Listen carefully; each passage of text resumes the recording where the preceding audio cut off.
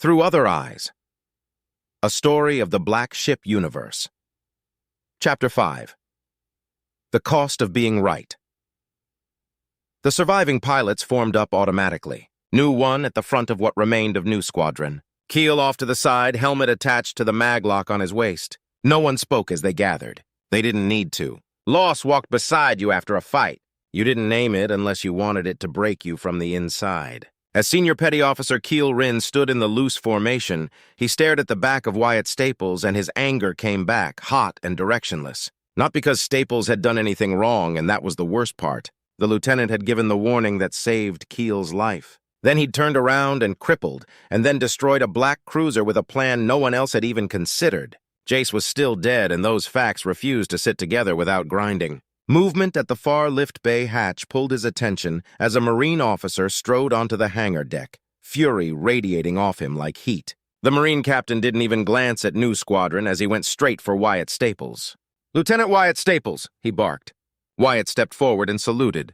"Sir?" Too straight.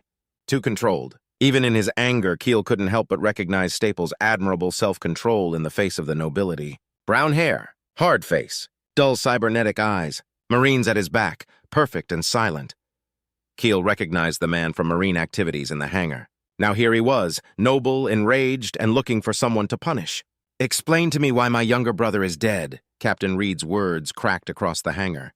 Work didn't stop, but it slowed as the last remaining ordnance crew and technicians suddenly found they had somewhere else to be. The deck apes also recognized the look and quietly made themselves scarce. Kael's jaw clenched. So that was him. The Epsilon Squadron blue blood that had killed Jace, Sub-Lieutenant Abacus Reed. Kael knew him as well, and he is. No corrected Kael in his mind, he had been as insufferable as Grint Montmore when it came to how commoners were treated. And this was his brother, a man here to avenge stupidity that only mattered because it had worn a blue blood's face. He wanted to scream at the noble, to rage about the death of his friend. A senseless, stupid death caused by this man's brother, and that idiot blue blood Marin Paskin. Two men more focused on gaining personal glory than they had been on surviving. Noble or not, Captain Reed needed to hear the truth, to feel it, to know a good man died because of it. A sudden hand on his shoulder stopped him, bringing Kael back to the present. Turning to look to his left, he saw that the hand belonged to his squadron leader, Dren Ignala. Lieutenant Ignala looked at him with not a cold expression, nor was it exactly friendly. Kael realized that his fists were clenched at his sides, and he was shaking, as Ignala motioned with his head for Kael to resume his position in the squadron formation. With a slight tip of his own head, Kael took 2 steps back, his anger ebbing away. In its place stood shame. Staples didn't rise to the Marine captain's attack. "Sir, I did everything in my power to prevent Sub-Lieutenant Abacus Reed's unauthorized actions. He acted against direct orders. Truth. It would be supported by their tactical and flight recordings. And coming from a commoner, it was absolutely meaningless to Salazar Reed." "Liar!" Salazar snapped. "My brother would never... This is what happens when an unworthy commoner is given leadership." There it was. Not grief, though grief was its foundation. This was a correction to the challenge of the proper order of things. Kael hated how familiar it felt. He hated it more that the lieutenant didn't look surprised, and instead dropped to one knee. Kael moved again, and Ignala shifted beside him, just enough, and Kael stopped himself. Wyatt bowed his head. "Your brother acted on his own accord. His actions caused the deaths of 2 pilots from New Squadron. We have recordings to prove it." 2 pilots. Not Warrant Officer Jace Rook. "Say it out loud, Staples," Kael shouted in his own head, and Salazar Reed didn't care. Not even enough to acknowledge the other pilots that had murmured in agreement with the commoner lieutenant's statement. "Falsehood," Salazar snarled. "I'll have you flogged." "He's not lying, Reed." The interruption hit like a slap as another noble from Epsilon Squadron stepped forward, easy and unflinching. Every head turned. Kael recognized him as another participant of Commander Redford's pilot contest. 2 pilots from the same squadron? Kael thought. "You dare!" Salazar roared. The taller, longer-haired noble from Epsilon didn't move, nor did he back down. "Your brother couldn't handle being under a commoner and got himself killed, and he took 2 others with him."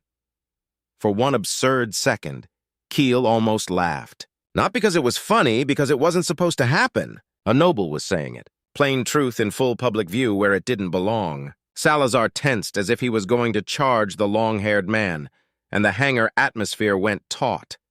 Kael shifted before he thought, catching his hand on his helmet, causing the maglock to disengage and send his helmet clanging against the deck. "Commander on deck!" Everything snapped still as Commander Redford Kaelin crossed the hangar like winter-given form. Salutes rose instantly. "At ease," he said, then turned a gaze that fixed Salazar in place. "Captain, why are you hounding my pilot?" Salazar made his case. "Honor, retribution, and noble grievance." Redford listened, then ended it. The footage had been reviewed. Abacus Reed acted out of pride. His actions caused his own death and the deaths of 2 others. Lieutenant Staples' order saved lives, and the matter was closed. Each word landed like a hammer blow, and Kael felt something dark inside him ease just a fraction. Not relief, but something close enough. Salazar bowed and accepted Commander Kaelin's statements. Because he had to. Kael wished Jace had lived to see it. Then Redford turned to Staples, and everything transitioned again. Recognition for preventing more deaths by sounding the scatter. Praise for the ambush and eventual cruiser kill. Credit given publicly and unmistakably to a commoner. Kael Rynn stood there, armor still warm from combat, listening to a dead man's absence echo while the commoner who had saved him and his squadron mates was praised again. He didn't know what to do with that. Part of him rejected it outright.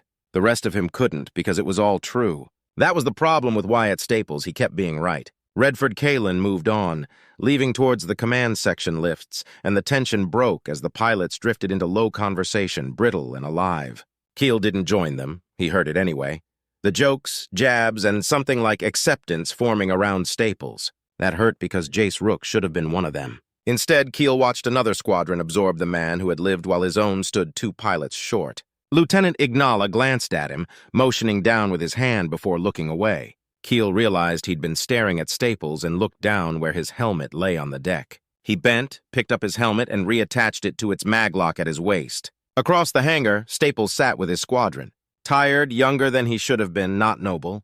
Yet he was a commoner in officer tabs and the prince's favor at his back. Kael hated that Staples' warning to New One had saved him, and didn't know if he hated him more than he respected him for it. If Jace had lived, the warrant officer would have respected Staples too, and that thought hit hardest. Kael turned away from watching Epsilon's squadron before the feeling could settle. The hangar started moving again now that Captain Reed and Commander Kaelin had departed. Deck crew returned, as did technicians and ordnance crew. Ships still needed repairs, and any unused ordnance would need to be returned to the magazines. Kael drifted toward the edge of the flight deck without meaning to. Around him, deck crews swarmed over damaged Raptors. One fighter from Delta Squadron had half its port wing torn away. Another sat open with technicians waist-deep inside the reactor compartment. Sparks flashed from cutting torches somewhere deeper in the hangar. In his own squadron's row, technicians were disassembling the wing components and shield generator of Grint Montmore's Raptor, the damage being more severe than Kael had registered through his cockpit exterior camera screens. Kael noted the 2 deck apes cleaning blood from the inside of one of Delta Squadron's Raptors, the armored canopy open but damaged by either PD or coil gunfire. Everything smelled like coolant, burned insulation, and hot metal, and Kael Rynn found that strangely comforting. A pair of ordnance crewmen in their maroon-plated void armor rolled a rack of missiles past him. One glanced up. Hell of a fight. Kael gave a grunt that might have been an agreement, and the crewman moved on. Near one of the maintenance pits, Mayra Cade stood in her yellow and black checkerboard armor, datapad in hand, barking orders at a knot of technicians. "Move that loader before someone dies under it." The crew scattered instantly. Kael watched her for a second. She was competent and focused, and Kael was glad that they had her as deck boss for third watch. His eyes drifted across the deck again and came to rest on Wyatt Staples as he sat on a crate beside Epsilon Squadron. His helmet was off and his dark hair damp with sweat, looking exhausted. Not triumphant, not proud, just tired. The short, chubby noble was talking animatedly beside him, while the tall warrant officer with the dark hair and scarred face laughed at whatever he had said. The other noble, the longer-haired one that had stood up to Salazar Reed, leaned against a bulkhead nearby, arms folded loosely. Somehow Staples fit there, and Kael hated that, because Jace should have been here instead. Jace should have been the one sitting with his squadron after surviving another impossible fight. Not vaporized in the void because a noble idiot wanted glory. Wyatt looked up suddenly, and for half a second their eyes met across the hangar. Kael expected smugness or pride. Expected something, and instead Wyatt just looked tired. Then the commoner lieutenant nodded once. A simple acknowledgement, pilot to pilot. Survivors. Kael felt anger flare all over again because he didn't know what to do with that either. He looked away first. "Senior Petty Officer!"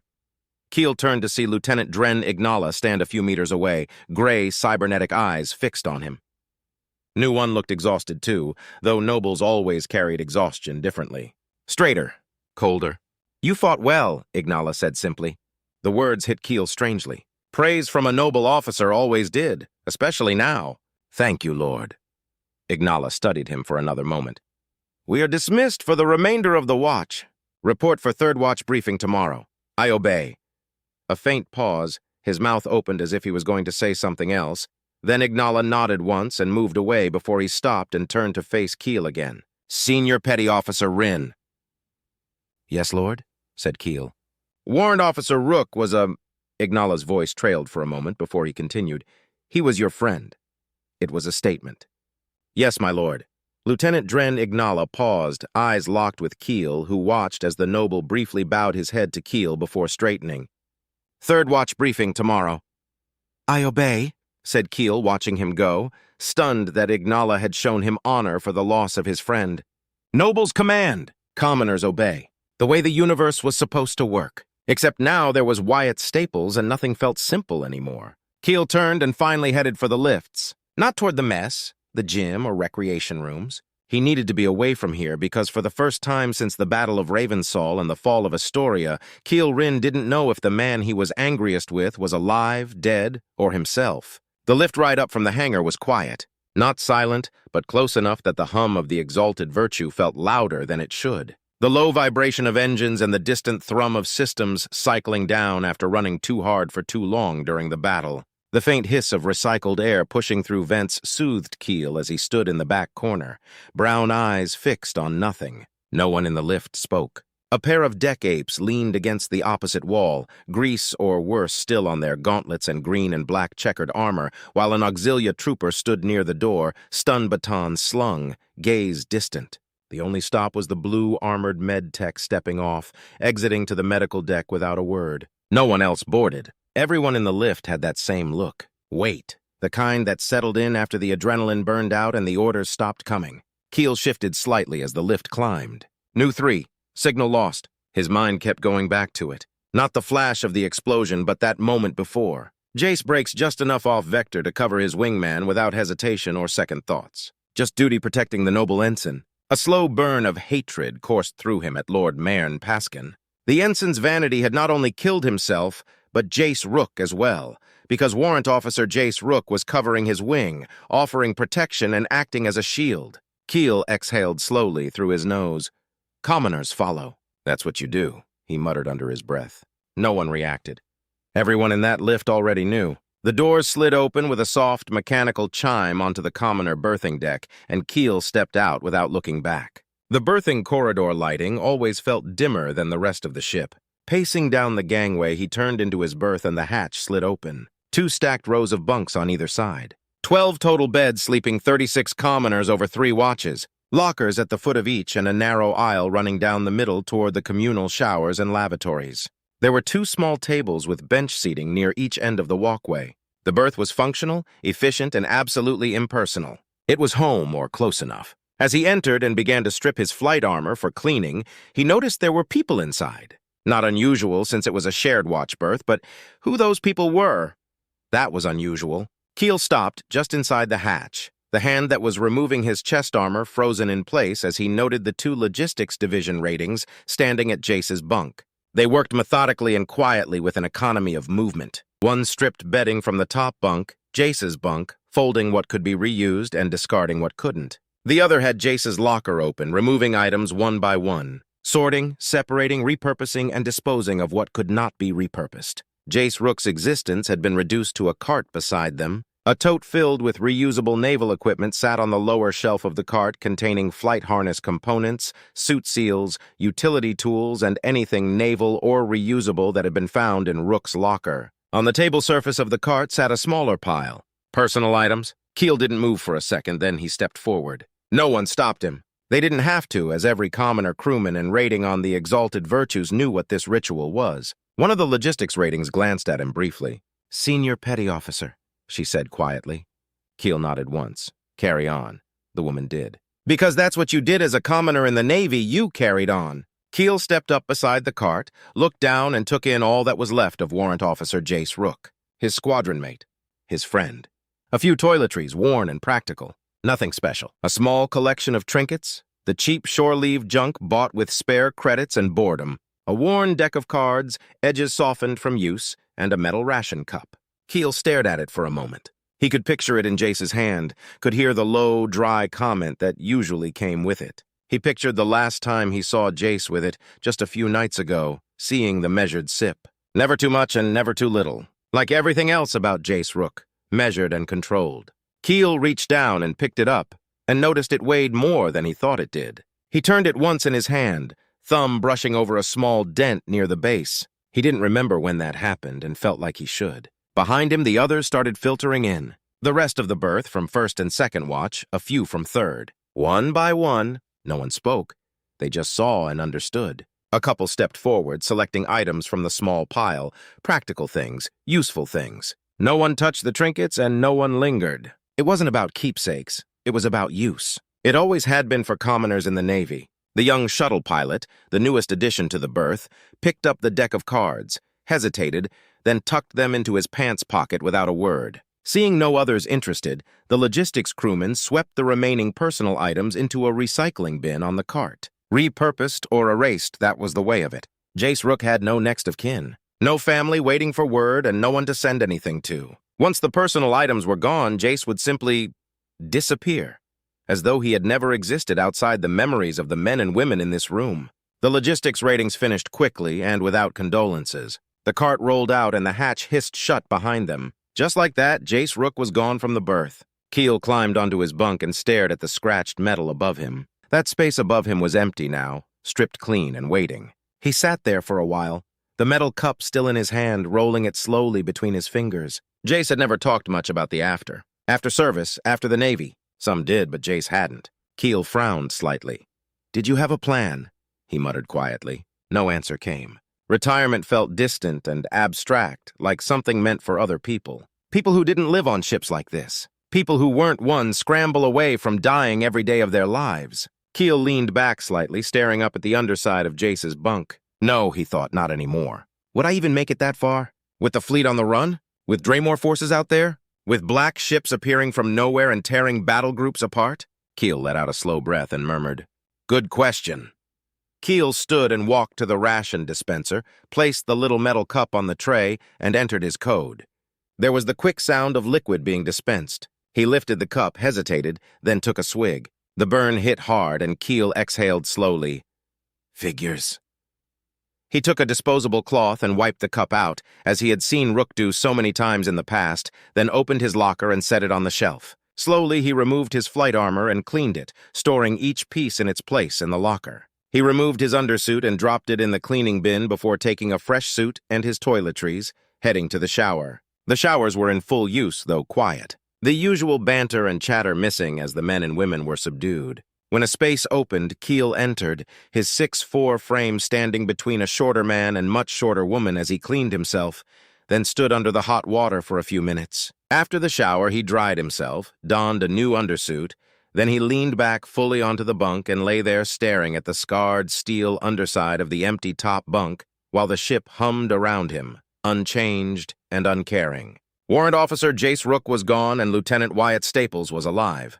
The man who had warned New One about the tactical mine, who had saved New Squadron, had saved Kael's life. Should he feel gratitude? Thought Kael as he closed his eyes. "Not today," he muttered. Then again, "Not today." And somewhere between one breath and the next, exhaustion finally took him and a single tear rolled from the corner of his eye as sleep dragged him under.